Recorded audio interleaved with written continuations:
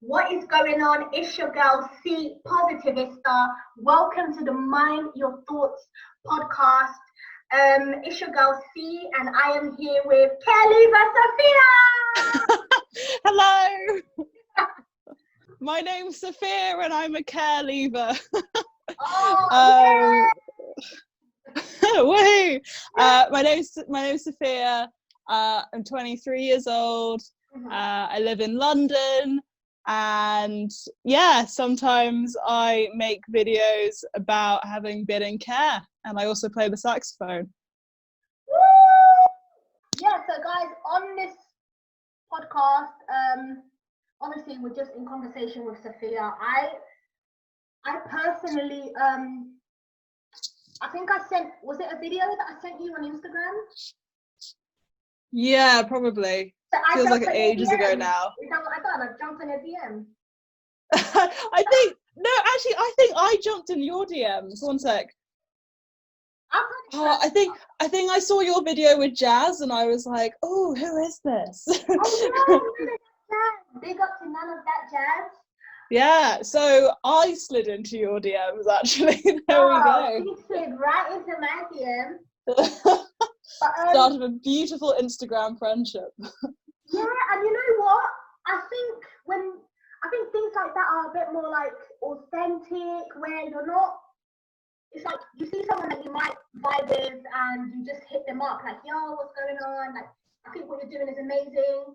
I feel like we're living in a society that everyone is like clout chasing, where everyone is really like, a lot of people are not really genuine anymore. If they holler at you or they jump on your DMs, it's because they want something from you. It's scary. I get it though. Like I've actually like recently, especially, made so many really cool friendships through just messaging people I don't know on socials though. Yeah. Like especially in like, I know I'm jumping straight in, but especially in the care community, like I found so many new mates just because like we might have watched each other's videos, or maybe they hashtagged something on Twitter, and I'm like, wow, you look really cool and I want to know you. Yeah. And I feel like the fact that we've been through, I'm not going to say the same, but the fact that we've been through so many like similar situations, especially to do with being in care, and the fact that we're all willing to share our stories, I think that is so powerful, and I think that's what connects us. 100%. Like it's one of those things where like, it's one of those things where like we can almost like have a conversation like this, and without speaking, we both probably know a bit about each other's past. Like it's like we don't have to like explain anything, and we could also say like, I don't know, the phrase is PA to each other, and you know the first thing we think of isn't personal assistant. Do you know what I mean? Yeah. Oh, did I even say we're doing our makeup? I look crazy right now. Oh. We're doing our makeup, you know, just so that we can lighten up the conversation that we're about to have. But yeah, and we're quarantining, having conversations that a lot of us want to have, but we're having behind closed doors. We're just doing it on YouTube or on podcast or on Zoom. On Zoom, yeah. Zoom, sponsor us. Sponsor us, Zoom. Yeah, so first question is, how has care shaped you as an individual? I would be such a different person without care. Like, I feel like with care, I almost like had life about 5 years earlier than most people, and by that I mean like I think I had the opportunity to, you know, hashtag find myself, because when you go into care, you can feel like you're suddenly quite an adult. And I think like when you decide that, when you get into care and you're like, oh, I'm an adult now, you start, you know, forging your own opinions and feelings on things. And before then I hadn't really had my own opinions. Like a lot of what I thought was based on, you know, the people who brought me up and stuff, and you know what how I am today is very different from preteen Sophia before care. So yeah, care completely gave me the opportunity to change who I was, but for the better, and like develop into who I am right now. And I can really see the beginning of that coinciding with where I went into care. Yeah. Do you feel like a part of your resilience comes from being a caregiver? I think it's become my strength after going into care has just become something I've kind of taken for granted almost. Because I don't know about you, but like sometimes when I talk about stuff, people will be like, oh, you're so strong, and I just hate that phrase. I'm like, I'm actually quite weak. Like I cry and I cry a lot sometimes. Yeah, that's the thing. The thing is, like, I'm like, yeah, sometimes I cry and stuff, but then I think about it from an outsider's perspective, and I'm like, actually, this is, I've been through like some crazy stuff. Like sometimes when I think about it, I'm just like, my life sounds a bit like a TV drama. And if I saw someone in that TV drama, I'd be like, oh, cool, what a strong young woman. I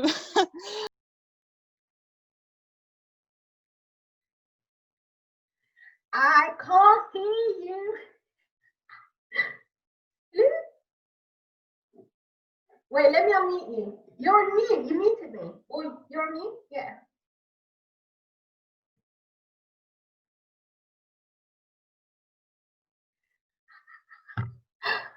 We can't hear each other. It says mute. Yeah, no, I know. Zoom's put me on driving mode. Oh, it had that? Yeah, it's like, yeah, I think it'll be fine, but it just means that now the recording will have your voice in it as well. Is that all right? Yeah, that's fine. Okay, cool. We good. We good. So yeah, I'm strong, but I don't always accept it.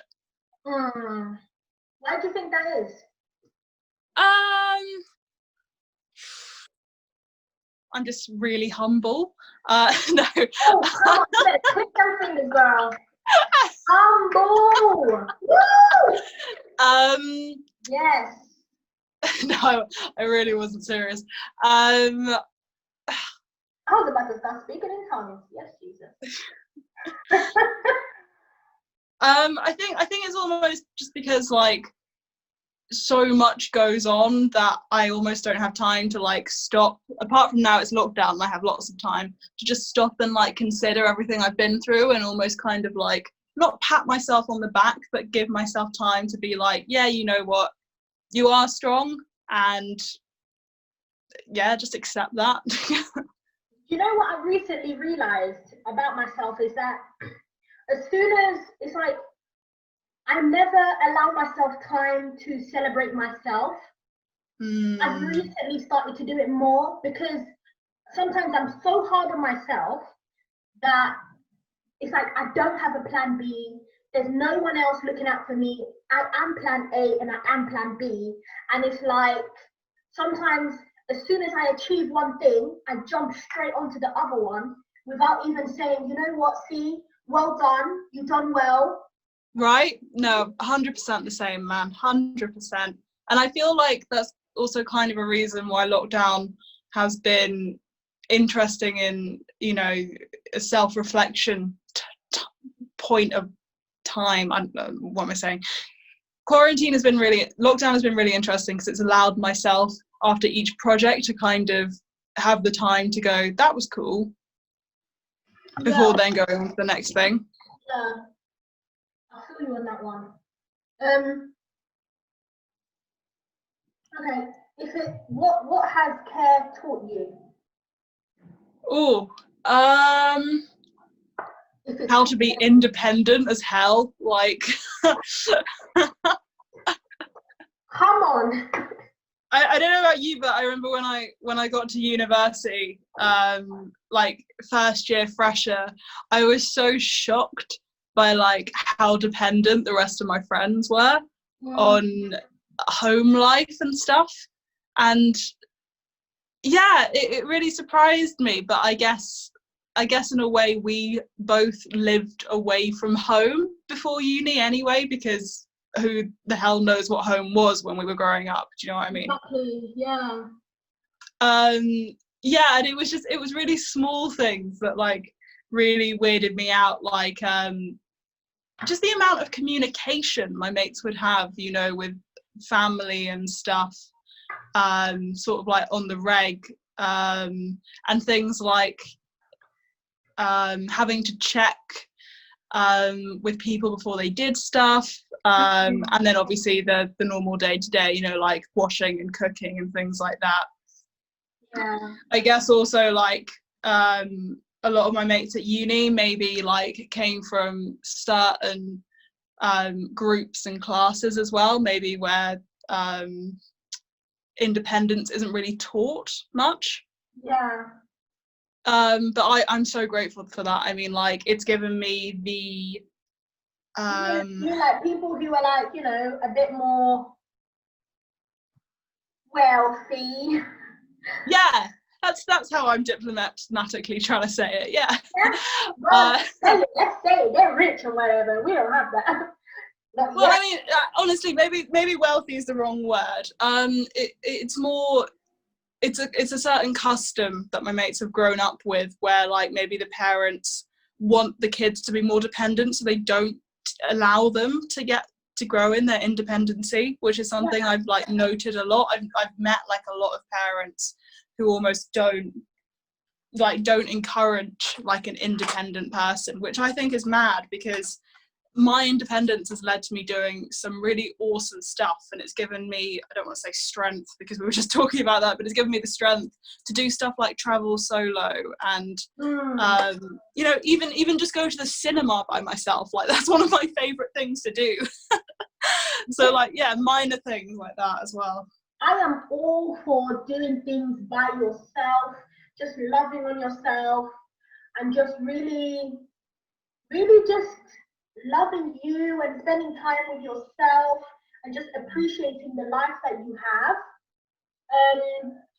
Where did you go? Where you said you mentioned you traveled solo. Where did you go? Yeah, lots of places, man. So when I was at uni, my uni made sure, because I was a care leaver, that it would give me 365 accommodation, which is really, really sick. It basically means that the lights show, the monkey got choked, and they all went to heaven in a little rough boat. Sorry. Sorry. It's fine. I'm cool with a music video hijacking this. Yeah. 365 accommodation, which means that they don't chuck you out at Christmas, basically, which was great, because where was I going? Yeah. And in my first year, during holidays and stuff, like accommodation 365 days a year, like yeah, that's so cool. That's a good way of naming it. Yeah, it was great, but I still had to pay for it. But I was lucky enough in my first year that the person I was dating, I went and stayed at theirs. I wasn't gonna ask, but okay, let's get in there. Well, yeah, I had a really serious relationship in my first year, and his family were really lovely and really great, and they used to let me stay. But at the beginning of second year, we broke up, and I kind of panicked because I thought, where am I going to stay during the holidays? Yeah. Because like, it's not like I could go like into foster care or something because I was over 18. And like, the last carers I had were great, but I didn't want to like be a burden, you know? Oh, that feeling of being a burden, my God. I know. Like, I shouldn't have felt that way, but like, my foster carer had two, I hate this, but real daughters, and I just always felt like, you know, the kind of kid, the kid that shouldn't really be there. Do you know what I mean? I was always going to come second to the real kids. So I made a big decision that I it was no, sorry, it was just before my boyfriend and I broke up. And I went, look, I've spent the entire summer with you. I feel like I'm choking. Like, I love you to pieces, but I need to like get away by myself. And that morning I booked a return flight to Costa Rica for the next day. And I got on a flight to Costa Rica the day after I booked these flights, and I worked as a turtle midwife. I'm listening, turtle. So basically, there was this turtle volunteer project, and in Costa Rica, there's a big like problem that turtles get stolen. People. Oh, boom! Amazing. So yeah, there's this big problem where turtles come up onto the beach at like between midnight and 4 a.m. to lay eggs, and poachers will come along and just like steal this turtle and all her eggs. Yeah. And so our job was to walk along this beach at like 1 a.m. in the morning and find these turtles that were giving birth and make sure they were okay. and then take their eggs and take them back to I can't even remember the right name now, but like a turtle hatchery basically, and bury these eggs in the sand, which would be guarded 24/7 by these guards to make sure that the eggs weren't stolen. And then we'd hatch them, and then we'd take the baby turtles down to the ocean and release them. You sound like a superhero already. You do. Turtle woman. Yes, why not? So that experience really, really got me into solo traveling. So I met some amazing people. So the Christmas after that, just a few months later, I decided to go to South Africa, and I taught surfing for 1 month in this place called Muizenberg Beach. And I met one of my best friends in the world out there who lives. Yeah, I surf. You know what? You really don't give yourself enough credit. The way you just go past certain things, like, oh yeah, you know, I traveled, and it's like, whoa, hold up a minute. Where did you go? And then there's the, oh, you know, I taught surfing. Whoa, girl, hold up. You can surf? Damn. Oh, girl. Yes, you taught surfing.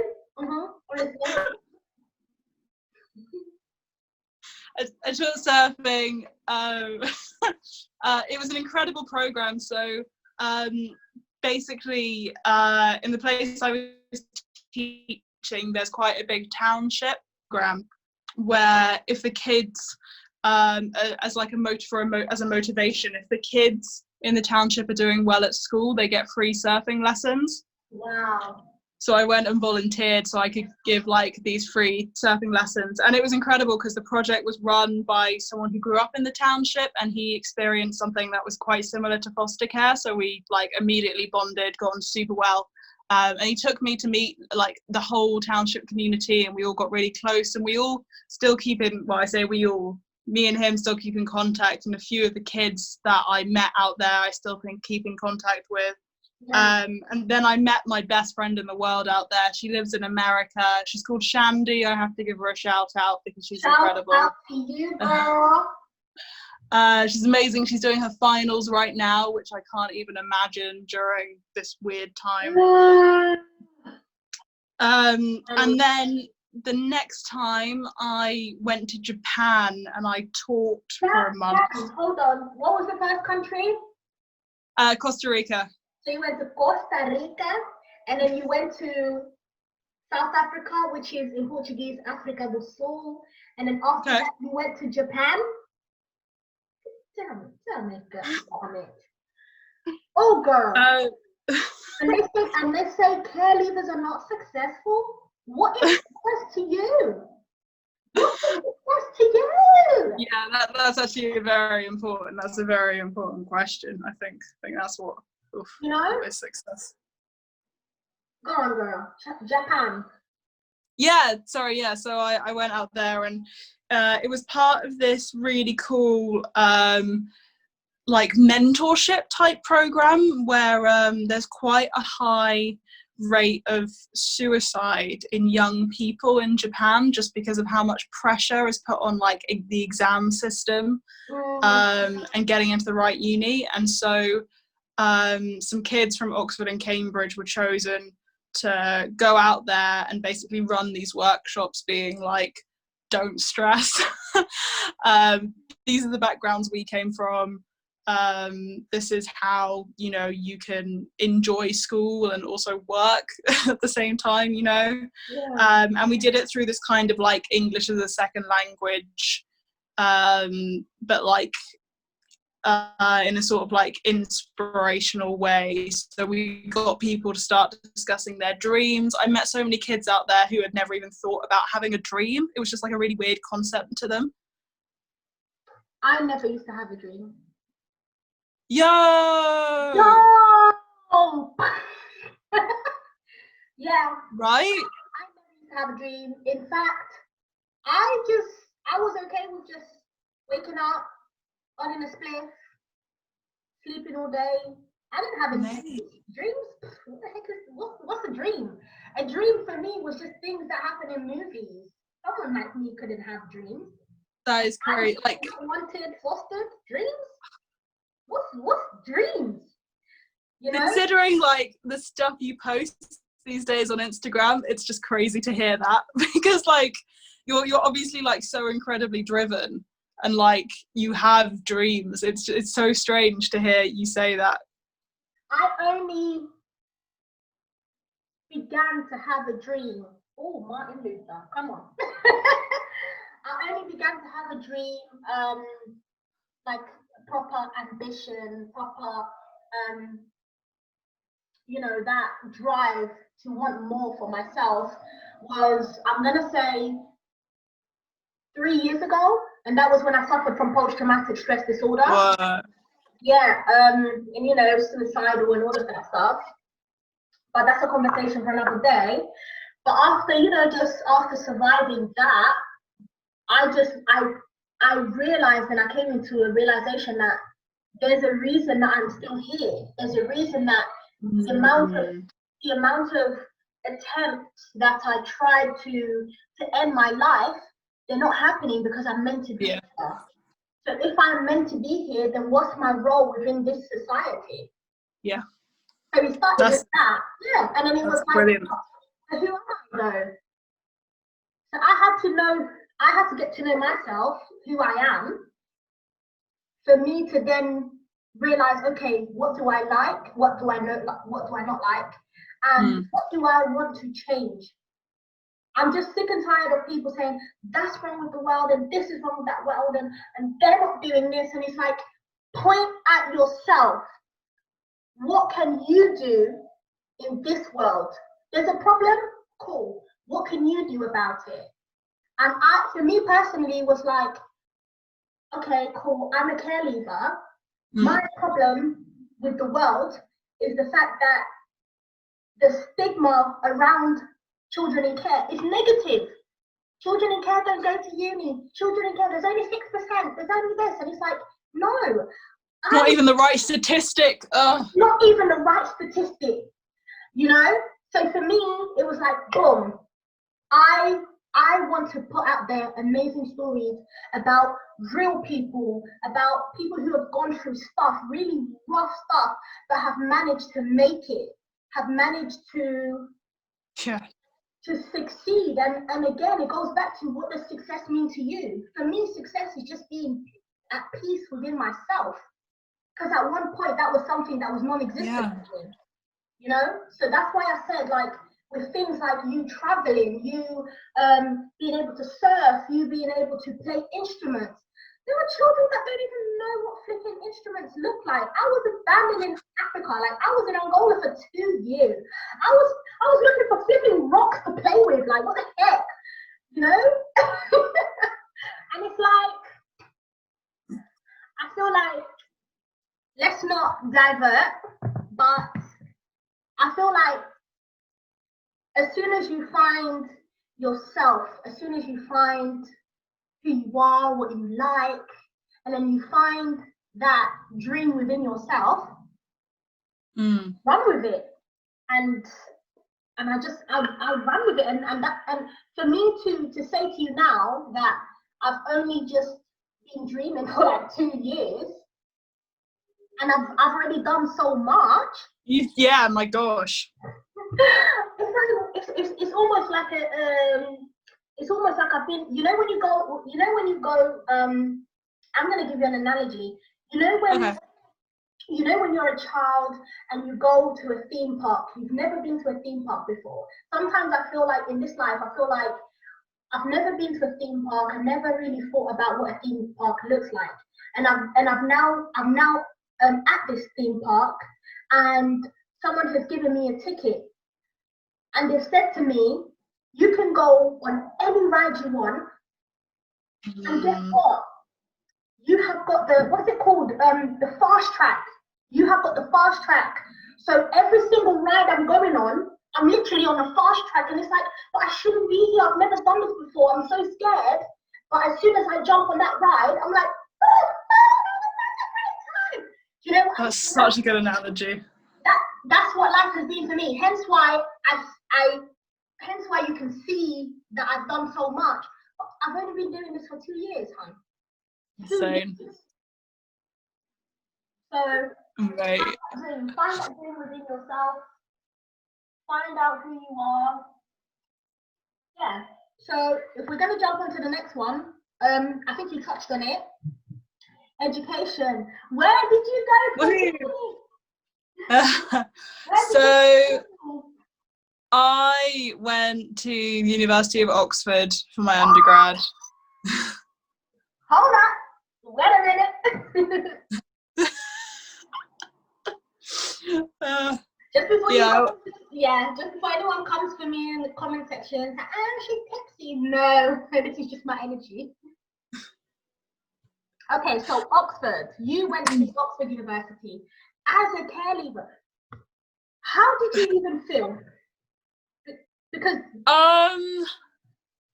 so when I got into Oxford, I kind of made like a big pact to not sort of disclose I was a Careleaver, because I was really, really stressed out. Yeah, I know. I was really, Careleaver Sophia over here. I was really stressed out about stigmas and about how care leavers are seen, especially because I'd just been in my first relationship, and I remember my first ever boyfriend's mum being a bit like, oh, you know, you were in care.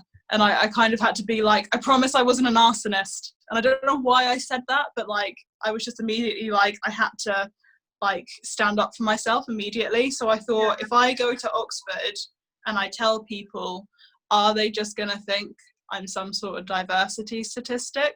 Yeah. And I got this really into my head. I was just like, I'm just a statistic. So for my first 2 years of my undergrad, no one knew. Everyone just thought like, I think I told my friends I was an orphan, like just to kind of like explain away stuff. Yeah. Yeah, I know, it's tricky, isn't it?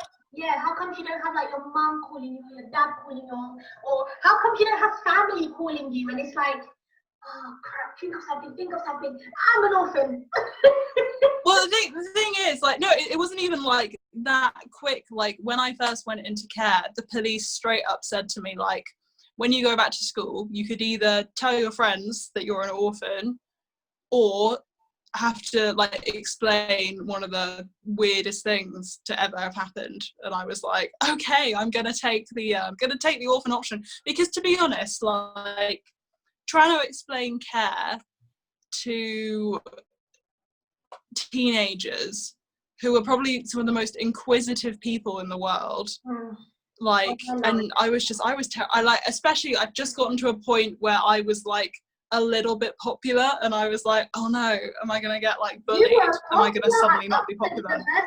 Yeah, for like 2 seconds, literally, like became popular at the beginning of like lower 6th, and then like one term in was immediately like back at the bottom.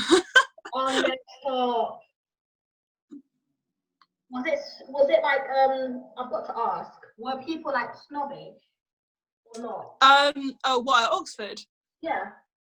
Oh, so I went to a college that was 50% state, like maybe it was 60% state, 40% private, which still isn't great, but it's like second best in Oxford for like in terms of like split.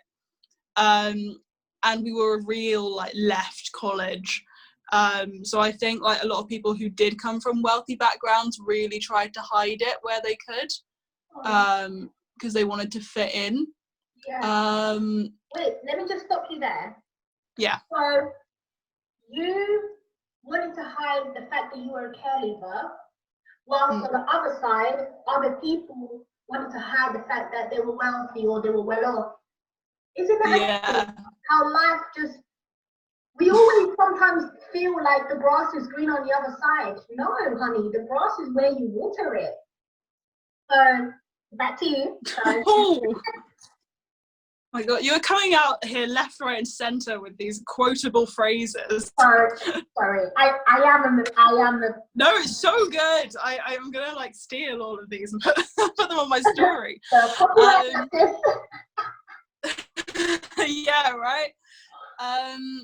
So yeah, I was really worried, and then in my final year at Oxford, there was this really cool society where they got like loads of like female speakers to come in and like talk, and I thought, you know what, let's just tell everyone. Let's just like, this is my life. So I signed up to do this talk, and I called it the Real Life Tracy Beaker. Oh my God. I know. Who even was I? Oh. I made like a little cartoon me and put it next to like the cartoon Tracy Beaker. Oh my God. You went full in. Like you went in. I went full in. Yeah. And then when I graduated Oxford, I posted a status on Twitter being like, because I was the first ever foster kid to graduate from my college at Oxford. Girl, I'm so proud of you. Thanks, bro. So I posted it on Twitter, and people were just like, oh, this is cool. And I got like loads of retweets and stuff. And that's when I suddenly realized, because everyone just kept calling me an anomaly, everyone kept saying this is really amazing, and I was like, but why is it amazing? Yeah. But why? And then I started thinking more and more, and I was like, you know, I didn't meet a single care leaver who went to Oxford whilst I was there. I now know a few who were there just because I've met them since leaving, but you know, there was no way of meeting people when I was at Oxford in terms of care experience. Yeah. And that's what first got me into the idea of doing Careleaver Sophia. And so a few months later, as a New Year's resolution, I started the channel. What did you study at Oxford University? So at Oxford, I originally was a music student. Okay. Just because, you know, I love music, and I wanted to study. Well, I wanted to study. Well, did I want to study music? I don't know. I loved music. I think that was the point. Yeah. And I thought out of all the subjects, the one I had the most chance of getting into Oxford for was music, because I've been living, breathing music for years, like it was my entire life. So I went did music, and then in my third year I wrote a very political dissertation, and so I started getting way more into politics, and I thought I was going to do a master's in international relations, and my dissertation was about how music influences presidential elections. So I focused it on the 2012 Russian presidential election and the 2016 American presidential election. And yeah, got really, really into politics. But so how did you get into like working with care leavers or working with organizations? So it was a real shift. Like, as I said, the reason I really decided to start the channel was because of the reaction I got to the graduation photo and that status I put up. And it was literally like, a week after I put this introduction to my channel up on YouTube that people started coming to me. Obviously, first people to reach out were IMO. Big love to the IMO fam. Michelle and Lloyd, shout out, love you guys. So they were immediately like, let us put your videos on our channel, because they were really new, and I was like, totally. Oxford graduate. Makeup. I am doing my makeup. I am. Look how great. Look who I am, Shelley. Look. Yeah. I'm doing it. I just. And Sophia's It's a brush in my hand. Are you using it though? Yes. Okay, no, no pressure. I know, I've done enough. No, I'll put some mascara on. Yeah. So again, I'm in quite a privileged position where, like, even though I'm a care leaver, I do have like quite a bit of education to my name. I also sound a bit like a BBC reporter. So whatever. You better get your education, girl. I do like. And I do have this like very BBC reporter-esque voice, so I'm quite good at like sneaking into events and like acting like someone. Like, for example, I talk to quite a lot of people through, like, you know, Oxford circles and various other circles, who I sometimes like to slip into conversation stuff about care just to get their reaction, because of course no one ever assumes that I was in care. Yeah. Because darling, I sound like this, you know, and I went to Oxford. And you went to Oxford, darling. Darling, and then obviously I'll slip out and be like, oh yeah, my foster carer, and just try and like gauge their reaction. But it's interesting because then they change their mind, and I'm like, well, it shouldn't take me having to change your mind, you know. Look up this person, and you'll see that just because you went into care doesn't mean that you're, you know, this stereotype. I feel like you're in the right place. Yeah. With the right people to speak for us. I mean, I'm sorry, you might not want the title. You might not want that title. You might not want to be the one to do this, but guess what? You're there already. I think it's something like I definitely accept the privilege I have in this situation. Where's my mascara? In the bathroom. I'll be back. Okay. This look has got to complete. It has got to be completed with mascara. I promise I'm doing my makeup. Speak to the vlog. They can hear you. Okay, so I'm going to teach you how to put on mascara. This was taught to me by a very cool sixth former when I was in year 8. Put the brush near your eye and blink. And that's still how I put on mascara to this day. So you've been involved in a few projects for Careleavers. I have. One of them, a recent one which I was pretty much involved in. Yeah. Chipping in where I can. Talk us through that. So, as I said, like, IMO is a really cool project set up by the Children's Commissioner of England about halfway through 2018, I want to say, but don't fact check me on that. So yeah, they were really, really keen, and are very keen for any, you know, care content creators out there when I first started doing all of this. And so we had quite a good relationship from the get-go. It was really cool, actually. They nominated me to go to the Queen's Garden Party last year. Was the Queen there? Sorry? Was the Queen there? Well, she was meant to be, but instead she sent. I know. I was kind of pissed. No, I wasn't. It was great. Charles came instead. But Charles was there. I know, it's like great. Nothing to do a lot more stuff about educational. I don't want to say outreach, but getting young people who are in care and giving them the confidence to say, you know what, if I want to, I can go to university. If I want to, I can go to this university, you know. Yeah, it's not. There's no limitation just because you're a care leaver. When you're applying to Oxford, the only thing you should be worrying about is the grades, which is something like. My next question would then be: did you receive any financial support from At Oxford? Yeah. It was incredible.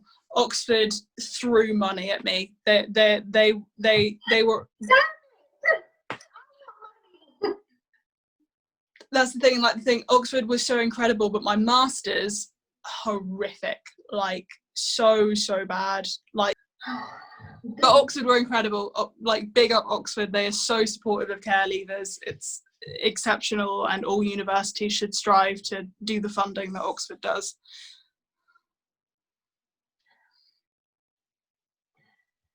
Yes. Next question. These conversations are just so raw, and you're just not even doing your makeup, but that's fine because It's done. Are you done? Sorry.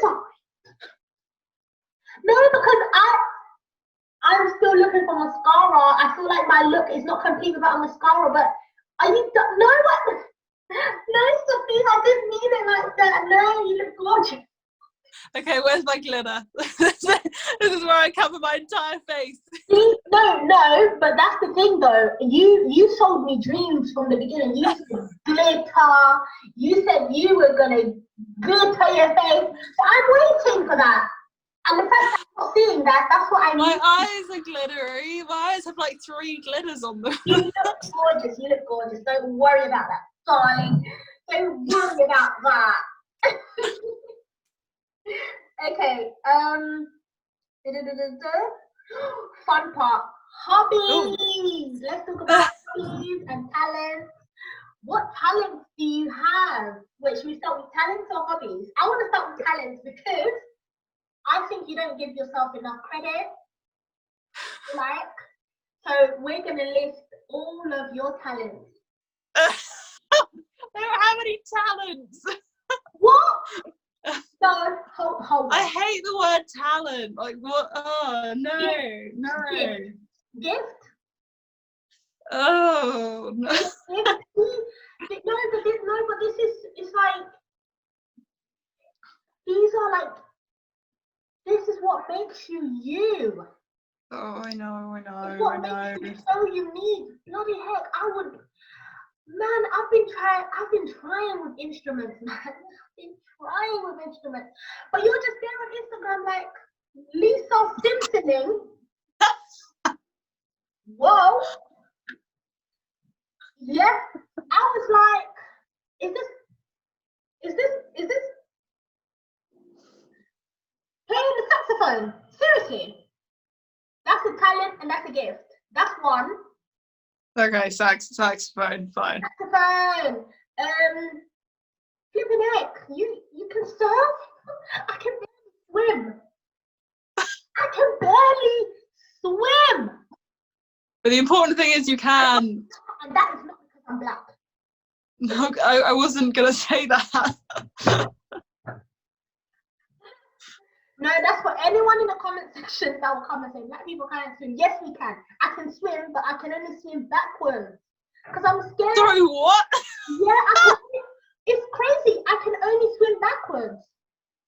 That should be on a t-shirt. That's incredible. Forward, but it's just like I don't like my face in the water, and it just scares me. I've been trying to do swimming lessons and stuff, but I can only swim backwards. Crazy, right? Crazy. Back to you. You do have to be quite a good swimmer if you surf, so I guess swimming. How long have you been playing? 16 years this July. You know that person in the crowd who just slowly stopped the clap, and then before you know it, the whole crowd starts clapping. That's me. I feel like it's just like one person clapping. They're like, great. I love to celebrate other people's successes, and I feel like sometimes we don't celebrate our own. I mean, I can't even talk. I'm one of those. Yeah. Okay. Fair. No, I get that. Okay. I play the saxophone. I can play the piano. I can play the clarinet. But I hate it, so it doesn't count. Hey, who's what's that guy? What's that dude's name on SpongeBob SquarePants that plays the clarinet? I think it's is it Squidward or something? He's the one. Wow. Does he play clarinet? Yeah, he does. Exactly how I play it. Okay, so I play instruments. I've been getting quite into like writing spoken word recently. Oh, sis, you better get it. Yeah, that's something that's quite new and I'm quite excited about. Just because like last year I won Corum's poetry competition because it was during my masters and first prize was either 50 or 100. I think it was like £50 in vouchers, and I knew that I could spend that in M&S, and I was so hungry. Oh my god! I know, no jokes. Entered this poetry competition so I could have food. Like it's just not even funny. No, but you see how your gifts and your talents save you and help you in situations. Yeah. It was so. I remember telling the judges after I won, and they just looked so shocked. Because they thought I was, because they were like, "What are you going to spend it on?" And I think they thought I was going to say like a necklace or a dress or something, and I was like, "Oh, probably like some vegetables from M&S." Oh my god! I was gonna suggest something. Can we do a rap? Let's do a rap. A rap. Let's do a rap. Cool. Wait, right now? Yeah. No. So basically, this is how it's gonna go, right? Oh no. I've played this before on my channel as well. With Lost B. He was talking about LGBT. He was talking about he was talking about just how hard it is coming out and stuff. He's a musician. He's so dope, so dope. And we basically linked up. He's not a Careleaver though, but I was like, yeah, come to my channel anyway. Let's talk. Yeah. Like mental health and how difficult it was for him to come out. He's Asian, so he was like, being Muslim a man in an Asian community and then coming out as gay. It was just so dope. So we played this game, right? So we're just gonna do like 2 rounds because I'm not trying to take all of your time. So I'm gonna give a word and then you're gonna give a word. When you say your word to me, I have to say like a little rap. It can be like a rap or a little like a little jingle or whatever it is, but I have to make sure. Yeah, that's fun. Yeah. So you're gonna start. Your word is saxophone. Saxophone. So on all my dating profiles, I've got a saxophone in my photos. But why does that invite people to open a conversation with, "Hey, Saxy"? That is it. That's it. A little more. Come on. Mate, this is I'm not a rapper. I've decided this is taking it. This is. Type of way, No. I have no talent in this at all. What's my word? Because I'm not even talented in this area either, but let's go. Your word is lockdown. Ooh. Okay.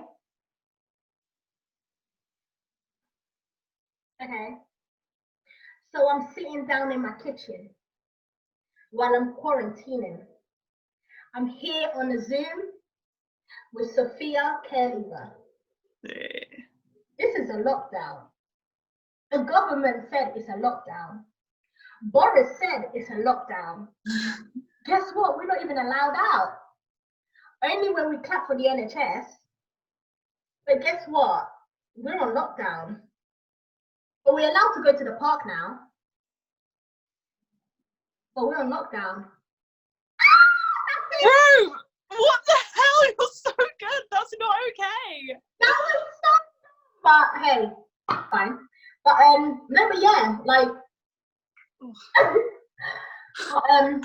No, but so literally on the playlist, your videos, some of your videos are there. Just letting them know that listen, we're care leavers, we're here, and not all care leavers are funny, pregnant, and all of that stuff in prison, and you know, there are care leavers that are doing great. Yeah, battery's dead, but there are care leavers that are doing great, and I feel like this is something that we need to be speaking more about. I was looking at even TikTok. I was looking on TikTok and I typed in care leaver. There's a few people there that. Oh, cool. Yeah, there's a few people there that have actually put that they're care leavers. So maybe if we jump onto that as well and just let them know. That's such a shout, yeah. Yeah, just really just shout them and just be like, yo, hey, you know, maybe a collaboration or what's going on and are you doing anything and that kind of thing.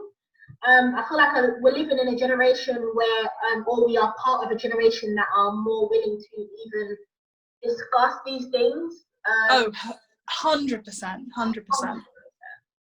Or like just mental illnesses in general. I grew up in a household where mental illness, what? Yeah. That is a demon. Don't talk about it. And it's like, no, that shouldn't be the response. It should be, how can we support you as your loved ones? What is going on? How can the narrative change if we don't talk about it? 110%. So that's what I'm doing, and especially with like this collab and a few collabs that I've already done. It's just for us to really get that conversation there. And for me, it's to literally shine the light on Kelly. Boom. Come on, to shine the light on, you know, every time you say it, I'm gonna do it.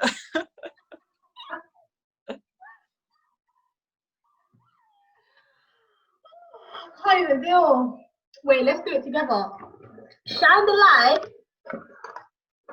Ow! Boom. Shine the light on care leavers that are doing great, on care leavers that, you know, have healed or are healing. Healing. Yeah, and it's fine. I spoke about this with Jerome on one of my videos. You know, we were just talking about how healing doesn't really end.